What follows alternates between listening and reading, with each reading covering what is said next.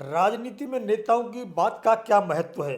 राजनीति में कोई स्थायी दोस्त या दुश्मन नहीं होता, इसलिए कोई राजनेताओं की बात का भरोसा भी नहीं करता। लेकिन राजस्थान के नागौर सांसद हनुमान बेनीवाल ने जो कहा वो करके दिखाया। राजनीति में सच बोलना, डंके की चोट पर बोलना, ठान लेना, फिर जमीन पर करके दिखाना, कोई एक आदि कोई बिरला ही नेता होता है और उनमें से एक है सांसद हनुमान बेनीवाल। राजनीति में वायदे बहुत होते हैं, भाषण बहुत होते हैं, लेकिन जो कहा जाए वही करके दिखाया जाए वो हर किसी के बस की बात नहीं होती। कुछ साल पहले किसी ने कहा था वसुंधरा अब मुख्यमंत्री नहीं बनेगी, 7 समुंदर पार चली जाएगी, उस वक्त लोग हंसे। आज नतीजा सबके सामने है, स्पष्ट है। फिर कहा गया कृषि के काले कानून वापस होंगे, प्रधानमंत्री जी को माफी मांगनी पड़ेगी। देश ने सोचा यह नामुमकिन है, लेकिन इतिहास ने देखा तीनों काले कानून वापस हुए और प्रधानमंत्री ने खुद देश से माफी मांगी।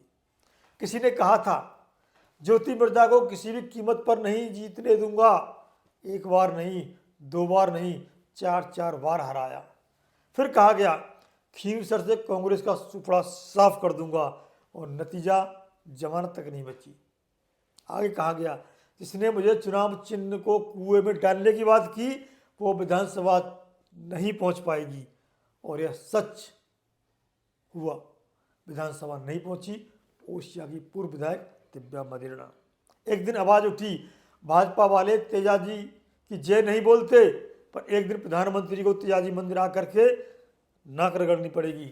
लोग बोले यह अतिशयोक्ति है, लेकिन देश ने देखा प्रधानमंत्री जी तेजाजी महाराज के मंदिर पहुंचे, किसी ने धमकी दी, कहा गया ये ज़्यादा दिन नहीं चलेगा, और फिर वही हुआ जो किसी ने सोचा नहीं था।